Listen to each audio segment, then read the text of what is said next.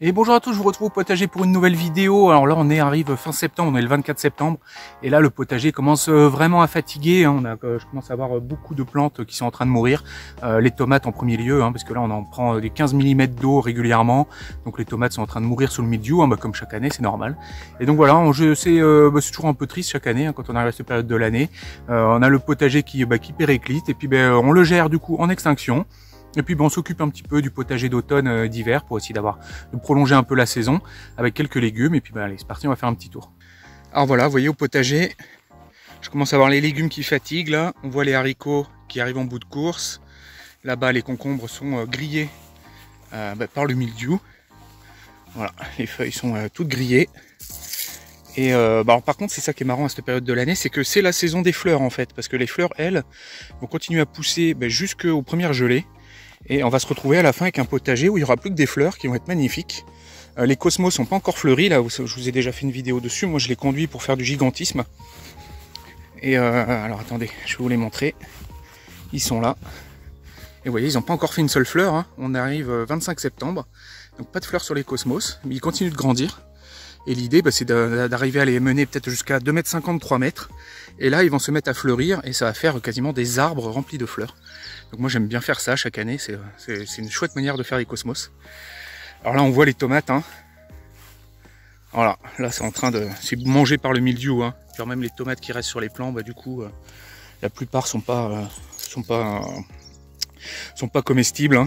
D'ailleurs, on voit que j'en ai laissé passer pas mal des tomates. J'en ai perdu pas mal. Mais bon, en ce moment, je suis très occupé. Je suis en train de faire chauffer le clavier, comme vous imaginez pas. Vous allez en entendre parler, je pense, prochainement. Je suis sur un projet vraiment sympa. Et donc là, je code pas mal. Donc le potager, là, pour le coup, je le gère vraiment en extinction. Vous voyez, les aubergines, encore bien vertes, qui donnent bien. Mais bon, j'ai peur qu'il fasse plus suffisamment chaud pour que les fruits finissent de mûrir. Mais bon, il y a déjà pas mal à faire avec tous ceux qui sont déjà là. Au niveau des poivrons, enfin là, c'est les piments. Ils sont en train de bien rougir. Les jalapenos, là. Voilà, ça, c'est magnifique. C'est super beau en plus, je trouve que ça fait des légumes vraiment jolis. Avec les petites nervures qui se mettent dessus après, quand ils se mettent à être bien mûrs. Des sortes de petites nervures le long du fruit comme ça. Et alors ça pique, c'est pas du piment de rien du tout. Alors voilà, il y a les carottes, ça pousse bien, là voilà, de la tomate grillée par le mildiou.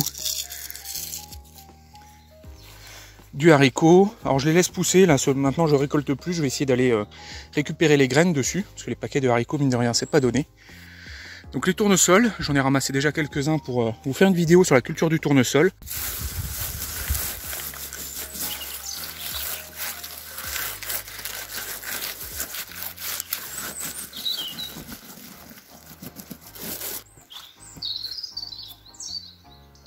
J'ai fait pas mal de vidéos d'ailleurs de culture, comment cultiver tel ou tel légume. Donc sûrement que vous allez en voir popper prochainement plusieurs. Ici j'ai ramassé une pastèque absolument énorme. Donc là toujours des cultures de haricots avec les tomates derrière qui commencent à être bien fatiguées. Alors là on voit les courgettes que j'ai semées à la mi-juillet, enfin un peu tard, plutôt fin juillet. Et voilà, là il va y avoir des fruits qui vont commencer à arriver. Donc ça va permettre de prolonger la saison. Donc un semis de courgettes à la mi-juillet, ça permet vraiment de prolonger. Alors étonnamment aussi, je me rends compte, c'est que les blettes que j'avais repiquées, qui étaient vraiment en sale état, finalement ils ont quand même réussi à partir. Donc la blette, c'est vraiment super robuste au repiquage, parce qu'elles étaient vraiment moches. Et voilà, elles sont reparties. Donc assez impressionnant les blettes, comment c'est costaud pour le repiquage. Alors vous voyez, ça c'est de la tomate cerise qui en fin de vie. Alors voilà, ça c'est le soja pour les edamame. Ah, vous voyez, j'avais mis des physalis au milieu aussi. Alors, ils sont restés tout petits, ils sont pas très bien développés. Enfin là, vous voyez, j'ai quand même deux fruits là. L'amour en cage, qu'on appelle le physalis aussi. Et là voilà, là c'était le soja edamame. Alors j'en ai déjà ramassé pas mal, mais ceux-là n'étaient pas encore complètement mûrs. Voilà, je le garde pour récupérer les graines. Hop, j'en ai fait tomber une. Voilà. Et du coup, comme les graines sont assez chères, ça pour le coup, j'ai fait les graines moi-même. Ça, voilà, comme je vous dis, je récupère pas toutes les graines. Je trouve qu'il y en a beaucoup pour lesquelles le jeu vaut pas la chandelle. Mais il y en a quelques-unes, franchement, qui sont intéressantes. Là, le paquet de graines était vendu à 7,50 €, là, les graines de soja pour faire des edamame. Avec, il y avait quoi? Il y avait une centaine de graines dedans, donc c'était pas énorme. Donc là, franchement, ça vaut le coup de se faire ses propres graines, sa propre semence, pour pouvoir en refaire les années suivantes. Hop. Voilà. Ça, c'est un peu de l'or, vu le prix auquel ils le vendent. Et donc là, le potager, il fournit vraiment beaucoup de récoltes, hein, même si on devine qu'on arrive sur la fin. Mais voilà, je ramasse encore beaucoup. Je fais vraiment des beaux paniers. Là, de semaine après semaine, je sors des caisses et des caisses de légumes. Et au niveau de l'activité nano maraîchage, là, ça a vraiment décollé. Alors c'est dommage, hein, ça décolle juste à la fin de la saison. Mais là, au niveau du travail, j'ai repris à mi-temps, en fait. Hein. On était en télétravail quasiment à 100% à cause du Covid. Et là, on a repris à mi-temps. Donc ça fait plaisir, hein, de revoir les collègues. Moi, j'ai jamais été aussi content d'aller au travail. Mine de rien, rester enfermé chez soi, c'était pas forcément super fun. Et là, les collègues, ils sont hyper demandeurs, hein, des légumes du jardin. Surtout que mine de rien, je les vends quand même pas très cher par rapport au prix on pourrait trouver ce genre de légumes en ville. Et j'arrive pas à fournir, en fait. Hein. Ils sont demandeurs de quantité que je peux pas fournir. Et là, c'est dommage, hein, parce que voilà, la saison arrive sur la fin. Mais bon, j'arrive quand même du coup à vendre des beaux paniers chaque semaine. Donc ça complète bien l'activité. On en reparlera, je pense, de ces histoires de nano-maraîchage. Mais je suis de plus en plus convaincu, hein, que c'est vraiment une bonne solution. Surtout quand, comme moi, je suis entre la ville et la campagne. Et à la ville, ils sont vraiment demandeurs, hein, de ces produits que je suis capable de sortir du jardin. Et du coup, ça marche bien. Et chaque semaine, j'emmène des caisses au travail. Et puis, il y a tout qui part. Hein. Ils sont hyper friands, surtout comme je vous l'ai déjà dit, hein, dans d'autres vidéos, les légumes d'été, hein, surtout les tomates. En premier lieu, c'est les tomates, hein, vraiment qui partent, ils sont hyper demandeurs de tomates. Puis après, tout ce qui est un peu poivron, aubergine, concombre, voilà, tout ce qui est légumes d'été, ça les intéresse. Les carottes aussi. Les carottes, ils sont très demandeurs. Donc ça, c'est quelque chose, il va falloir que je produise plus de carottes que ce que j'en fais, parce qu'aujourd'hui, on produit que pour nous. Et les carottes, du coup, je pense que je vais agrandir la production. Voilà, mais enfin, plutôt très positif de ce côté-là. Beaucoup de récoltes, et puis du nano-maraîchage qui marche bien.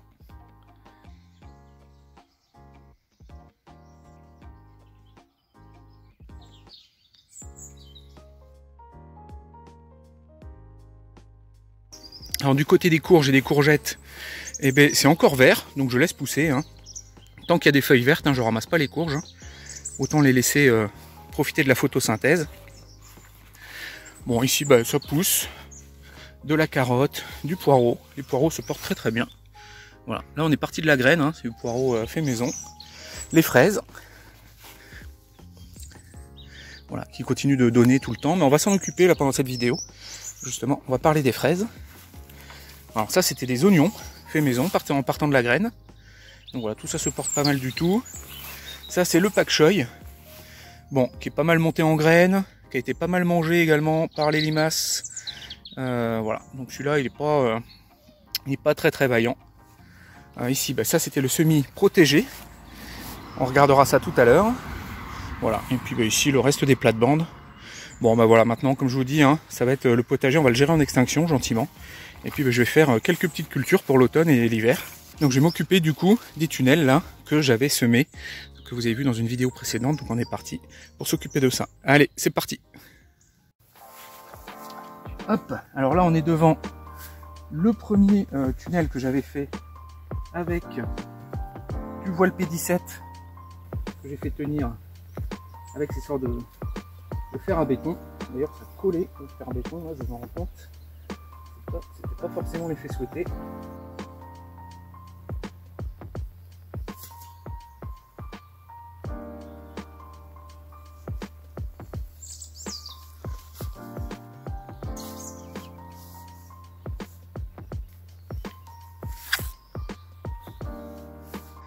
Bon, le résultat est vraiment super satisfaisant, hein. Surtout, bon, les semis, là, de toute façon, je vais rien en faire, hein, parce que je vais pas avoir le temps de m'en occuper, comme je vous ai dit. Et puis bon, ils sont quand même pas très très beaux. Les salades sont pas super bien parties, puis tout ça, bon, tant pis. Je vais quand même laisser ça pousser, on sait jamais, hein. Là, je vois, j'ai les oignons, là. Et puis les blettes, hein, je vais pouvoir les laisser pousser. Mais alors, je suis vraiment surpris. Pour tout ce qui est semis en pleine terre, ça a super bien marché. Et là, voilà, ça a protégé des limaces, en fait, le voile P17. Et du coup, j'ai vraiment tous mes semis qui sont magnifiques. À part peut-être juste un petit trou ici, dans une ligne de semis. de navet. Mais bon, c'est du navet, hein, c'est pas très grave s'il en manque un peu. Vous voyez, tout le reste, hein, c'est quand même super bien sorti. Et je fais rarement des lignes de semis pareilles en pleine terre. C'est pour ça que je cultive assez peu en pleine terre, parce que généralement, voilà, tout se fait déglinguer. Et là, je me rends compte qu'avec le voile P17, eh ben, j'ai eu un résultat magnifique. Donc je pense que je vais vraiment m'orienter vers une généralisation de la protection avec le voile pour les semis en pleine terre, parce que là, vraiment, c'est impressionnant. C'est impressionnant parce que tout ce que je pourrais semer en pleine terre à côté, sans protection, eh ben, j'arrive jamais à avoir ce genre de résultat. Donc voilà, vraiment super content, surtout qu'en plus il a fait très chaud, hein, mine de rien. On a eu des journées à 30-35 degrés et puis ben, ça n'a pas étouffé sous le voile. Alors au niveau de l'humidité, c'est un peu humide, mais bon, pas beaucoup. J'ai l'impression que l'eau n'arrive pas à passer au travers du voile. Donc il faut quand même arroser à la main. Mais bon, voilà, un arrosage par semaine, là, cette période de l'année, ça fait le travail. Et voilà, je vous laisse admirer la ligne de semis. Alors du coup, ça c'est un essai de salade, semis de salade en pleine terre. Donc ça a super bien marché, mais il va falloir que j'éclaircisse, hein, parce que là, pour le coup, elles sont très serrées. Alors là, ici, ça c'était quoi ça? Ah bah c'est écrit Hatsuka Daikon. Ça, c'est du radis de 18 jours. Hein. Voilà, on les devine. Voilà, ils sont super bien sortis, les petits radis. Ici, donc une ligne de navets. Bon, je vais désherber un peu aussi. Il y a quand même un peu de mauvaises herbes qui sont sorties, mais les navets sont là. Ici, c'est écrit dessus, hein, il n'y a qu'à lire. Hein. Donc voilà, ça c'est du Petsai, Hakusai, en japonais. Voilà, hop. Et là, tout au fond, c'est une ligne de radis noir. Alors bon, j'ai un peu des trous dedans, mais bon, voilà, c'est pas grave, ça a quand même bien marché. J'ai des graines de tomates qu'on germé aussi, on devine des petits plants de tomates là. Voilà, je vais désherber tout ça, je vais arroser un coup, je vais éclaircir. Et puis ça sera bon, on va continuer de laisser pousser tout ça tranquillement. Voilà, vraiment ravi, hein, le test du voile P17, je vais vraiment m'orienter là-dessus, le généraliser parce que voilà, j'ai vraiment un résultat de semis qui est juste superbe, vraiment magnifique. Allez, c'est parti, je me lance dans l'entretien de la plate-bande.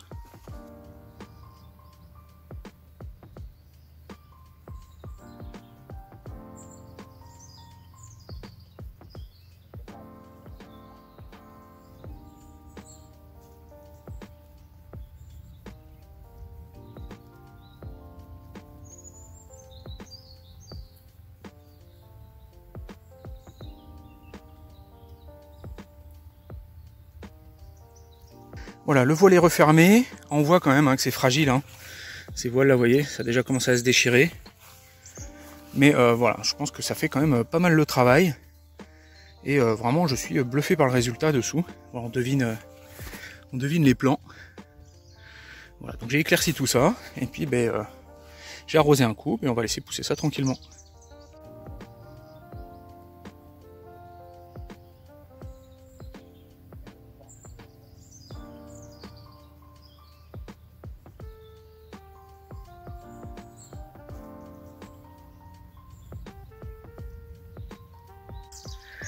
Ok, donc je suis à mon deuxième tunnel. Et on va regarder un peu ce qu'on a dessous.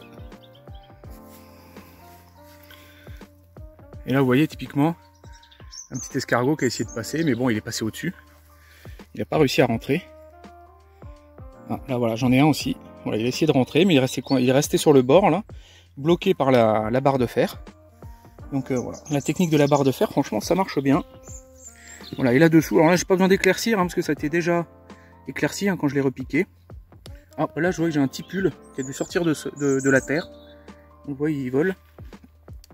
Il y en a d'autres d'ailleurs. En ce moment, c'est la saison des cousins. Là. Et regardez, pas beaucoup de dégâts sur les plants. Voilà, au niveau des altises, il n'y a pas eu grand-chose.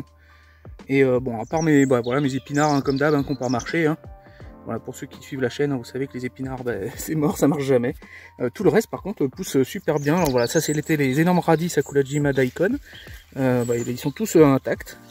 Ils poussent bien. Et puis tout ce qui est mes Petsai, mes Pak Choi et tout, surtout du Petsai ici. Voilà, c'est en train de bien pousser. Regardez ça, là, on voit les plants qui sont en train de se former. Et voilà, plutôt une réussite. Hein. Encore une fois, le voile de forçage, franchement, vraiment satisfait. Bon, je vais arroser un coup.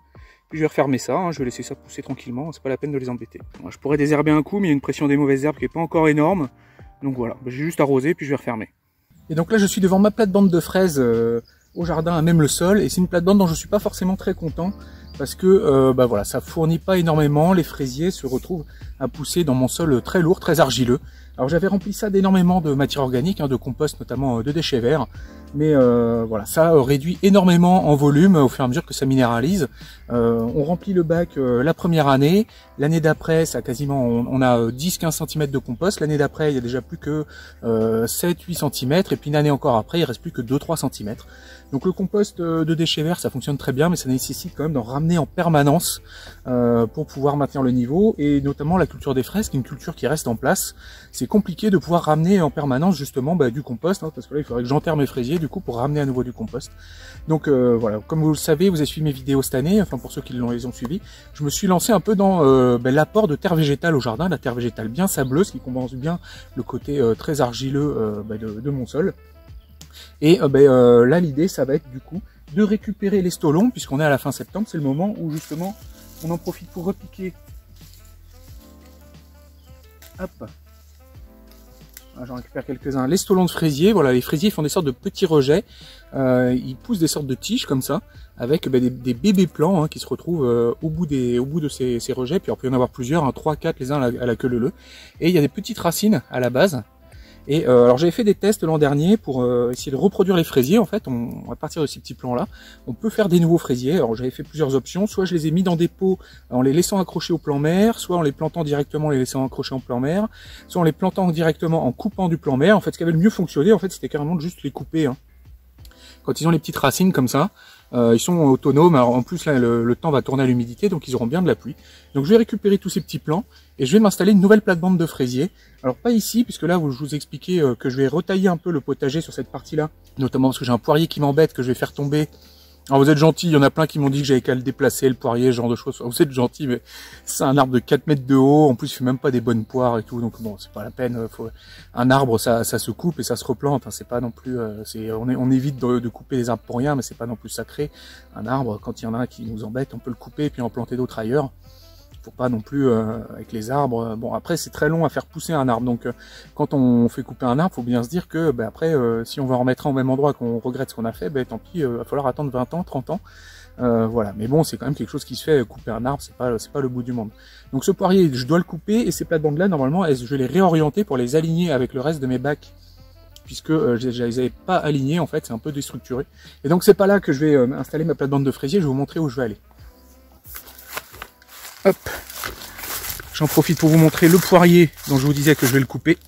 Voilà, je vais partir sur ces plates-bandes là, notamment celle-là ici, d'haricots. Et c'est pour ça que je coupais d'ailleurs ces plates-bandes là, c'est parce que en fait elles sont pas dans l'alignement des autres plates-bandes.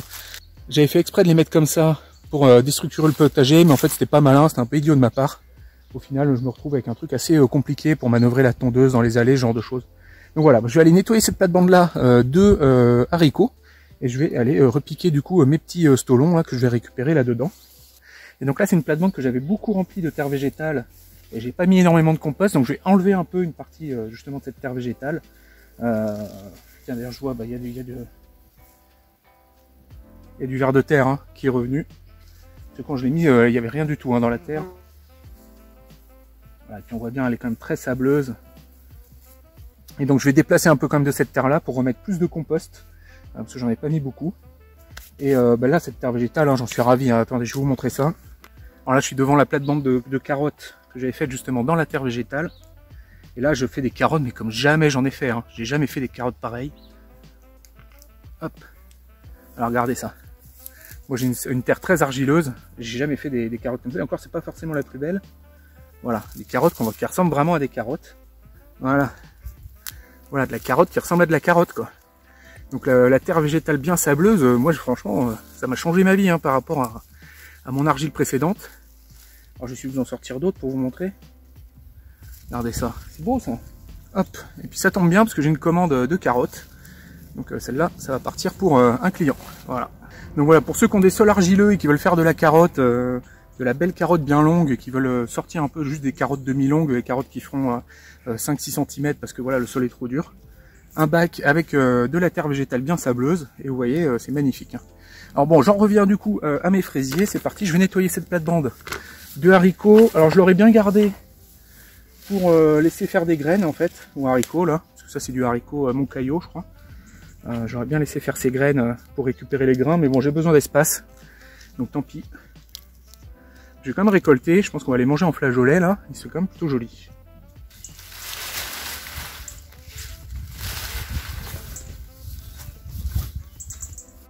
Bon voilà, j'ai nettoyé la plate-bande, j'ai récupéré les haricots.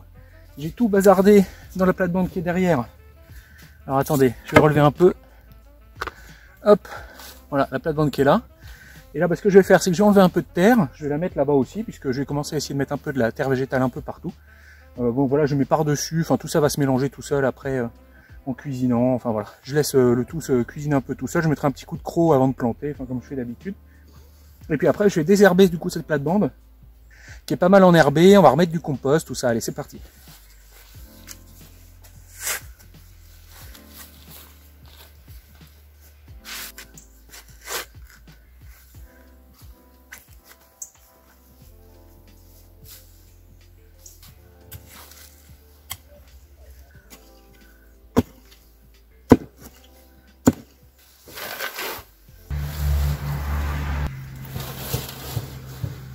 Et alors sur mon tas de compost, j'en profite pour vous montrer ça. J'ai ces plantes là qui ont poussé. Alors au départ j'ai pensé que c'était de la datura, parce que ça ressemblait beaucoup à de la datura. Et mais en fait ouais, c'est quand même de la famille des solanacées, hein, donc famille des tomates, aubergines, poivrons et des patates aussi, des pommes de terre. Donc la famille des solanacées, et c'est pas du tout en fait de la datura, ça s'appelle de la morelle, hein, je crois, si je dis pas de bêtises. Et donc c'est quelque chose qui est comestible, je crois, en tout cas les fruits sont comestibles, ça se mange en Afrique. Alors après, je sais pas si c'est certaines variétés qui sont comestibles, qui ont été nettoyées de leur solanine, hein, parce que comme toutes les solanacées, elles produisent des alcaloïdes toxiques, comme par exemple le tabac, hein, qui produit la nicotine, hein, qui est un insecticide très puissant. Et ben là, voilà, du coup, je sais pas du coup si les morels sauvages sont comestibles, mais voilà, je sais qu'en Afrique, ça se consomme pas mal. Et donc j'ai ça qui a poussé dans mon jardin. Bon, bah, je vais pas le manger, hein, dans la mesure où je vais pas prendre de risques. Hein. J'ai un oncle qui a failli mourir à cause d'un champignon, d'un mauvais champignon dans une omelette. Donc moi je me méfie, hein, de tout ce qui est plantes sauvages pour le coup. Moi je vous conseille également de faire très attention à ce que vous ramassez dans la nature. Et j'en ai eu plein d'autres derrière également. Voilà, j'en ai d'autres ici là, des morels. Donc voilà, c'est intéressant. Je pensais que c'était, à la base, moi je pensais que c'était de la datura, mais en fait non, c'est autre chose. Bon voilà, hein, comme d'hab, moi je fonctionne beaucoup au compost de plateforme de déchets verts. Je trouve que c'est vraiment une ressource, c'est quasiment imbattable, hein, surtout pour ceux qui ont un peu des, voilà, qui rebutent un peu à patauger dans le fumier. Et surtout que mine de rien, le fumier, c'est pas aussi carboné sous forme d'humus que voilà le compost de déchets verts. Là, on a vraiment quelque chose qui, voilà, qui ressemble vraiment à de l'humus. Donc avec du fumier bien composté, on va avoir quelque chose qui va fondre très rapidement, quasiment qui va plus ressembler à l'effet que pourrait avoir de l'herbe pourrie que quelque chose de très carboné. Après, sauf si le fumier est très pailleux, hein, s'il y a beaucoup de paille dans votre fumier, là vous rapportez du carbone aussi. Mais voilà, je trouve vraiment le compost de déchets verts, c'est une ressource assez magique. Après, bon, voilà, j'ai conscience quand même, c'est pas une ressource très pérenne sur la durée. Hein. Enfin, je sais pas, je dis un peu des chiffres un peu au pif, mais j'estime qu'il y a à peu près 10 litres de pétrole qui sont utilisés pour faire une tonne de compost. Surtout dans le fait de la collecte en fait de la ressource. Hein. Tous les gens qui vont à la plateforme de compostage pour y déposer leurs déchets verts, à chaque fois c'est des voitures avec des remorques qui se déplacent. Et je pense qu'il doit bien falloir 2-3 tonnes de déchets verts pour faire une tonne de compost. Ils doivent perdre la moitié de la ressource en chemin. Donc voilà, pour apporter toutes ces ressources-là. Plus après, le traitement derrière, le fait de retourner les andins, les machines, tout ça, c'est des grosses machines quand même qui consomment pas mal d'essence. Donc je serais curieux d'avoir les chiffres exacts du nombre de litres de pétrole nécessaires pour faire une tonne de compost, mais je pense que c'est quand même vraiment pas négligeable du tout. Donc bon, voilà, c'est pas merveilleux de ce côté-là. Pour ceux qui voudraient utiliser terre végétale et compost, alors méfiez-vous, hein, parce que souvent c'est vendu en tonnes, et nous ce qui va nous intéresser c'est plutôt des mètres cubes, des litres. Moi je conseille de faire moite-moite, et encore bon, je conseille, j'ai pas encore beaucoup de recul sur la chose, sûrement que j'affinerai un peu les proportions à l'usage au fur et à mesure. Mais voilà, c'est pas du tout la même, hein, parce que une tonne de compost ça va faire en gros 1,5 mètre cube, 2 mètres cubes. Par contre une tonne de terre ça va faire 0,7 0,8 mètres cubes, donc c'est quasiment c'est 2 fois moins lourd, hein. Enfin, donc la terre est 2 fois plus lourde que le compost, donc en termes de volume voilà, pour avoir moite-moite il va falloir faire un tiers de tiers en termes de poids. Bon, alors je vais mélanger un peu tout ça, je vais tout touiller tout ça. Alors là on est clairement pas dans le non-travail du sol, hein, comme vous pouvez le voir. Sur les fraisiers c'est compliqué de faire du non-travail du sol parce que ça serait en herbe, et on est obligé d'aller chercher les herbes qui sont voilà, qui sont mises en place. Et pour aller les chercher, là que généralement elles ont eu le temps de s'enraciner, donc on est obligé de travailler le sol. Bon alors c'est parti, du coup on va mélanger tout ça. Et alors dans mon compost, ça fait un moment qu'il traînait dehors, j'ai plein de larves de hanneton qui étaient installées. Donc clairement ça je les enlève. Parce que la larve de hanneton, c'est vraiment pas bon. Ça mange les racines des plantes et tout. Donc ça a l'air de rien comme ça, mais c'est clairement pas nos amis au jardin. Les hannetons, les larves de hanneton, faut pas les laisser.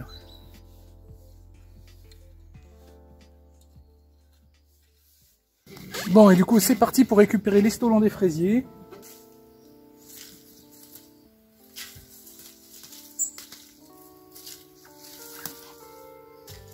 Donc voilà, j'ai récupéré tout ça de stolons. Donc ils vont partir dans la nouvelle plate-bande, on va les repiquer tout ça. Alors il y a du stolon mais pas que, hein. Il y a des plants, ils sont venus, il y a tout qui est venu avec. Et vous voyez là par exemple, j'ai vraiment des très beaux stolons là, voilà on est fin septembre. C'est la belle période pour les récupérer parce qu'ils ont déjà fait pas mal de racines. Et là je vais pouvoir les mettre en terre. Et on peut compter justement sur la météo pour nous aider, hein, il va pas mal pleuvoir. Alors attention, hein, quand vous les mettez en terre, faut pas trop les enterrer, hein, les fraisiers. Hop.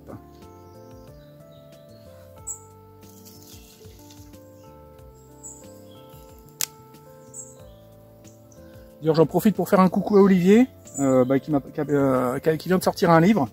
Et je suis dedans là, donc voilà, sûrement vous avez vu sa dernière vidéo où il parle de son livre des 10 clés de fertilité. À mon avis ça va être une somme ce bouquin, parce qu'il a mis tous ses chiffres dedans. Et il y a ma tête de nid à front dedans, donc voilà, ça fait plaisir.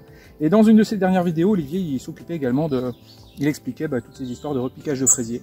Voilà, moi de mon expérience personnelle, je trouve que le plus efficace pour avoir essayé justement un peu tous les types de repiquage l'an dernier des stolons, c'était de les couper puis de les remettre directement en pleine terre. Alors il faut qu'ils soient quand même suffisamment gros. Et voilà, quand ils ont des petites racines, des bonnes racines comme ça, et à la fin septembre, quand le temps tourne bien à l'automne, on les met directement en pleine terre et ça repart bien. Allez, c'est parti. Je vais arrêter de parler, je suis très bavard. Je vais tout planter.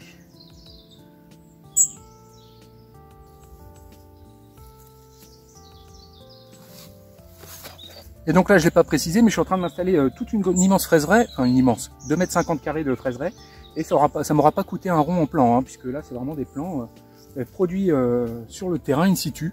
Alors par contre, il faut savoir que si vous laissez les stolons sur les fraisiers, ils vont donner moins de fraises, hein, puisqu'ils vont consacrer de l'énergie justement à faire ces petits bébés, ces petits plants, et donc ils donneront moins de fraises. Donc voilà, si vraiment vous voulez maximiser la production de fraises, il faut les couper, les stolons, faut pas les laisser faire des stolons.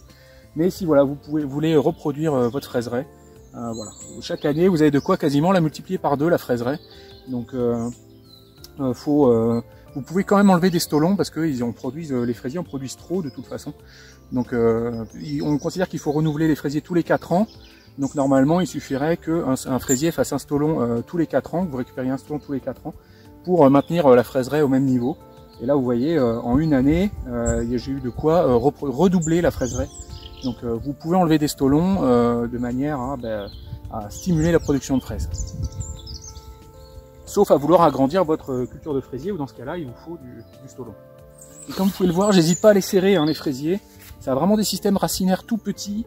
Et puis ça fait pas des fleurs, non, enfin des feuilles énormes. Donc ça se fait pas énormément de compétition, on peut les serrer à 10-15 cm. Enfin, ouais, plutôt 10 cm, là voilà. J'ai mis ça d'espacement entre les fraisiers. Donc bon, peut-être j'exagère un peu, mais enfin voilà. Moi je mets ça en espacement et franchement je pense que c'est pas trop un souci. Il n'y a pas une énorme compétition racinaire. Là en plus là j'ai un sol vraiment aux petits oignons sableux, également plein de matière organique, bien profond. Les fraisiers vont pouvoir descendre leurs racines. Donc là je mets à profit quand on fait un sol vraiment d'exception, comme là j'essaie de le faire. On en profite, hein, on serre les plants, on les met pas à des distances dingues pour perdre notre travail. L'intérêt de ça justement, de faire un superbe sol comme ça, c'est qu'on peut serrer les cultures. Et en même temps, du coup, en serrant les cultures avec le feuillage, il y a moins d'enherbement. En plus, c'est que la présence racinaire aussi, il y a moins de place pour les mauvaises herbes pour sortir. Donc c'est l'intérêt de ce genre de méthode, c'est qu'on serre les cultures. Pareil, si par exemple je faisais des carottes là-dedans, je espacerais les rangs de carottes de même pas 10 cm, 7-8 cm, de manière également à ce que ça fasse un tapis de carottes bien touffu, mais comme vous voyez ici, là, voilà. Et là, il n'y a pas une mauvaise herbe qui peut sortir de ça, hein. Là, pour le coup, voilà. Là, une fois, on doit éclaircir un peu au début. Enfin, éclaircir et, je veux dire, désherber au début. Mais après, une fois que ça atteint une certaine taille, il n'y a plus de place pour les mauvaises herbes. Bon, allez, je continue. Bon, et sûrement qu'au début, il va falloir que je surveille la plate-bande parce que les oiseaux vont venir farfouiller du coup dans cette magnifique plate-bande pour chercher à manger, et puis ils vont forcément me déterrer des fraisiers. Alors c'est une plante vraiment costaud le fraisier, hein. Ça peut rester une semaine, 10 jours déraciné sans mourir, hein, surtout par temps humide comme ça. Donc il faut repasser de temps en temps, puis replanter les fraisiers qui auraient été déracinés. Et puis au bout d'un moment, ils seront suffisamment enracinés pour que ça soit trop compliqué de les sortir. Mais voilà, il faut surveiller, puis si vous voyez qu'il y a un fraisier qui a été déterré, qui se balade, il faut le replanter dans le sol.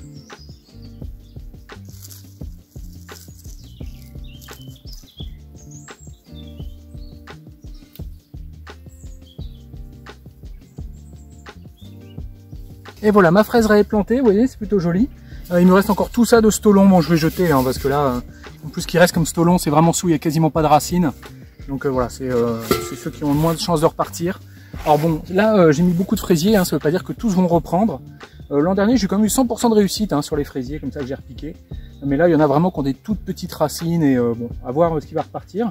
Ce que je vais faire également, pour essayer quand même de dissuader les oiseaux de venir faire un carnage, c'est que je vais mettre ma petite boule disco comme j'aime bien les mettre. Je vous rappelle le principe, hein, l'idée c'est que la lumière du soleil se reflète sur les facettes. Et où qu'on soit du coup, où qu'il soit l'oiseau, il y a toujours de la lumière qui se reflète sur la boule à facettes et qui l'effraie un peu. Sachant que ça fonctionne quand il y a du soleil, hein, quand le ciel est couvert, forcément ça élimine pas. Mais bon, c'est quand même une petite protection, c'est mieux que rien. Alors maintenant ce que je fais, c'est que vraiment j'inonde la plate-bande, hein, vraiment je mouille pour que ça reprenne. Et puis il va vraiment falloir veiller à ce que ça reste bien humide, le temps que ça s'enracine. Et allez, c'est parti, je vais arroser.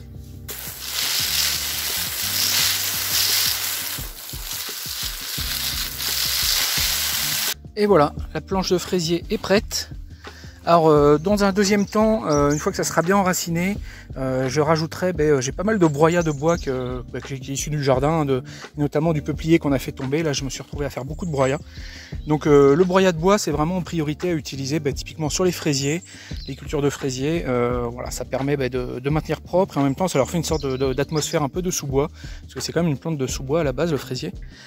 Donc voilà, je vais les laisser s'enraciner. Sûrement il va falloir du coup désherber à la main, hein. Il va y avoir une ou deux étapes de désherbage à faire, et puis une fois qu'ils seront bien enracinés, qu'ils auront bien repris, voilà, par contre vous voyez ça c'est pas bon, ça c'est trop enterré, vous voyez, hop, faut que je le ressorte un peu.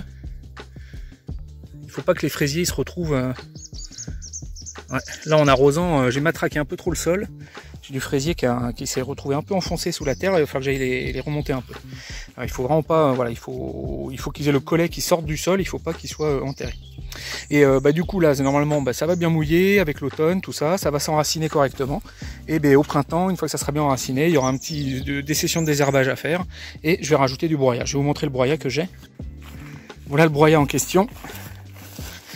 Voilà. Donc ça au pied des fraisiers, ça sera magnifique. Mais surtout, bon, je veux pas le mettre aussi maintenant pour un problème de fin d'azote aussi. Je veux pas créer une fin d'azote alors que les fraisiers sont pas du tout enracinés. Si je pose ça au niveau du sol, ça va me faire une fin d'azote au niveau du sol dans le premier centimètre. Et si les fraisiers sont pas enracinés, du coup, ils vont commencer à jaunir et puis ils vont avoir du mal à pousser. Donc je vais attendre que leurs racines soient un peu descendues en profondeur dans le profil pour mettre ça en surface. Et ça empêchera du coup les mauvaises herbes de germer, mais la fin d'azote va se cantonner sur les 2 premiers centimètres de sol et les fraisiers qui descendront un peu plus en profondeur auront de quoi manger. Mais au départ, du coup, je mets pas tout de suite le broyat, je vais attendre qu'il s'enracine. Ouais, donc voilà, on est dimanche, j'ai mis en place mes fraisiers comme je le voulais. On retourne à la ville tout à l'heure. Comme je vous l'ai dit, hein, on est entre deux, entre la campagne et la ville. Ici, c'est notre résidence secondaire semi-principale. Alors, on y est quasiment la moitié du temps ici, mais enfin, on est aussi l'autre moitié du temps à la ville. Et là, il va être temps de faire la récolte hebdomadaire pour nous et également pour les clients, hein, pour le nano-maraîchage. J'ai de plus en plus de commandes, comme je vous ai dit, ça marche du feu de Dieu. Et notamment, déjà, j'ai 3 kilos à ramasser, enfin 1 kilo de tomates, 1 kilo de carottes et 1 kilo d'aubergines pour nos nouveaux voisins là, qui sont intéressés du coup par des beaux légumes du jardin, comme ça, des choses qui sont quasiment introuvables en centre-ville. Et après, je vais ramener également des caisses aux collègues de travail. Allez, c'est parti pour la récolte. Et voilà, encore une semaine de bonnes récoltes avec un peu de tout, de la courgette, pas mal d'aubergines, de la tomate cerise. Alors bon, on arrive quand même clairement sur la fin.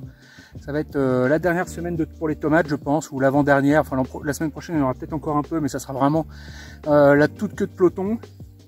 Les aubergines vont commencer à avoir du mal à mûrir et tout. Enfin, on arrive en octobre, hein, là, donc voilà, ça c'est quand même la fin du potager. Hein. Je vous rappelle, je fais ça sans serre, en plein air. Hein, donc voilà, là on arrive vraiment sur la fin de saison. Pour nous, pas mal de commandes également, du nano maraîchage, tout ça. Donc voilà, tout ça tourne vraiment pas mal du tout. Je suis assez content. Et donc c'est la fin de cette vidéo. On a fait un peu voilà, un petit tour de jardinage, petite séance de jardinage, une jolie récolte. N'hésitez pas à mettre un petit pouce bleu, à vous abonner si ce n'est pas encore fait. Puis moi je vous dis du coup à bientôt pour une prochaine vidéo, à bientôt.